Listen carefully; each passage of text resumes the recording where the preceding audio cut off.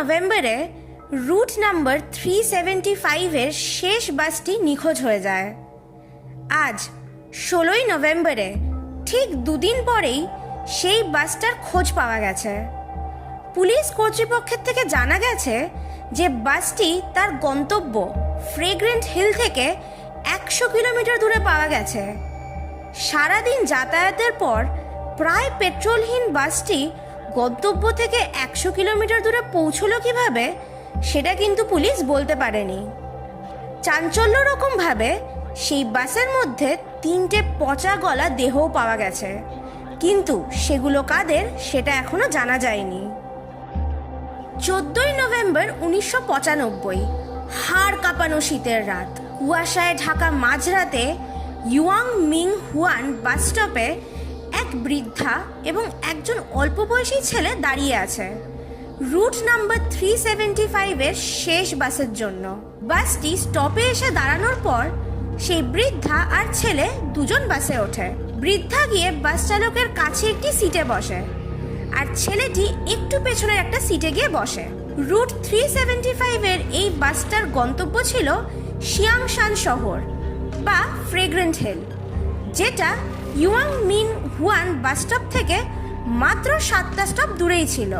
অনেকেই ওই বাসে ওঠে আর নিজেদের স্টপগুলিতে নেমেও যায়।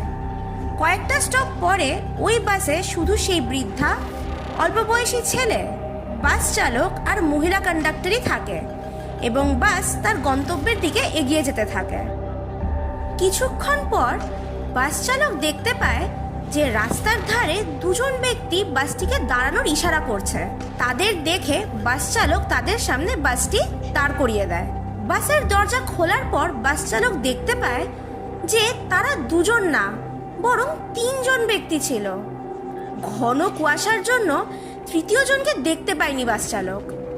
তৃতীয় সেই ব্যক্তির মাথা নিচু করা ছিল এবং সে অন্য 2 ব্যক্তির কাঁধে ভর করে বাসে উঠেছিল।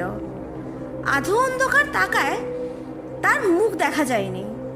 যাই হোক, এই 5 যাত্রীকে নিয়ে বাস আবার ফ্রেগ্রেন্ট হিলের দিকে রওনা দেয়। আরও কয়েকটা স্টপ পার হতেই হঠাৎ সেই বৃদ্ধা ভীষণ চিৎকার করা শুরু করে। সে দাবি করতে থাকে যে সেই অল্প বয়সী ছেলেটা একটা পকেটমার আর সে নাকি তার টাকার ব্যাগটা হাতিয়ে নিয়েছে। এটা নিয়ে বেজায় চেঁচামেচি করতে থাকে সেই বৃদ্ধা।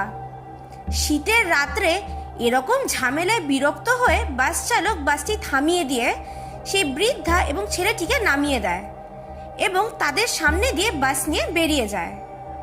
বাস থেকে নামার পর একটি কাছের পুলিশ স্টেশনে বৃদ্ধা সেই ছেলেটিকে নিয়ে যায় এবং পুলিশ আধিকারিকদের আরো অনেক অদ্ভুত কথা বলে।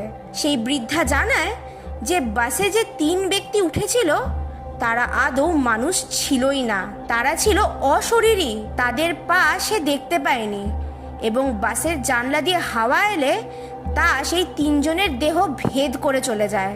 বৃদ্ধার এই কথা শুনে তাদের দুজনের মানসিক অবস্থা নিয়ে প্রশ্ন তোলে পুলিশ এবং তাদেরকে পুলিশ স্টেশন থেকে বের করে দেয়। কিন্তু পরের দিন ওই বাস সংস্থার নোটিশ দেখে টনক নড়ে পুলিশ আধিকারিকদের। যে নোটিশে লেখা ছিল, গত রাতে আমাদের সংস্থার 375 রুটের শেষ বাসটি চালক এবং এক মহিলা কন্ডাক্টর সহ গায়েব হয়ে গিয়েছে।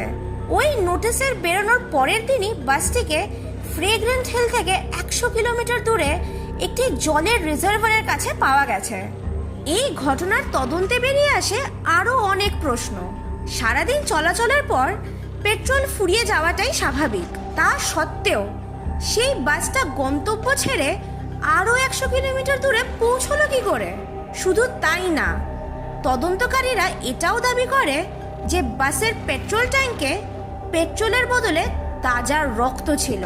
যে 3টে পচা গলা দেহ পাওয়া যায় ওই বাসে, পুলিশ জানায় যে দেহতে এত পচন ধরেছিল যে কোনোভাবেই তাদের মৃত্যু 2 দিন আগে তো হয়নি বলেই দাবি। আর ময়না তদন্তেও কোনো সদুত্তর পাওয়া যায়নি। রিজার্ভারের আশেপাশে সিসিটিভি ফুটেজেও কোনো অস্বাভাবিক কিছু পাওয়াও যায়নি। সত্যিই কি বাস নাম্বার 375 সম্বন্ধে এই বৃদ্ধা যা বলেছিলেন সবকিছু সত্যি, নাকি পুলিশ অফিসারদের কথা অনুযায়ী রাতের অন্ধকারে ভুল দেখে উল্টোপাল্টা কথা বলেছিলেন ওই বৃদ্ধা? আর তাই যদি মেনে নিতে হবে, তবে বাস নাম্বার 375 কে পচা গলা দেহ সমেত বহু দূরে পাওয়া গেল কিভাবে? আর কিভাবেই পাওয়া গেল পেট্রোল ট্যাঙ্ক ভর্তি রক্ত? অনেক প্রশ্ন নিয়ে বাসটির স্থান হয়েছে আরবান লেজেন্ডস এর পাতায়, আর প্রশ্নগুলো শুধুমাত্র প্রশ্ন হয়েই থেকে গেছে উত্তরের আশায়। ভিডিওটা ভালো লেগে থাকলে লাইক করুন, আর এইরকম রোমাঞ্চকর গল্প আরো অনেক লোকের কাছে ছড়িয়ে দেওয়ার জন্য অনেক শেয়ার করুন। চ্যানেল নতুন হলে সাবস্ক্রাইব করে দিন আর বেল নোটিফিকেশনটা অল করে দিন, যাতে আমাদের ভিডিও আপনাদের কাছে সবার আগে পৌঁছয়।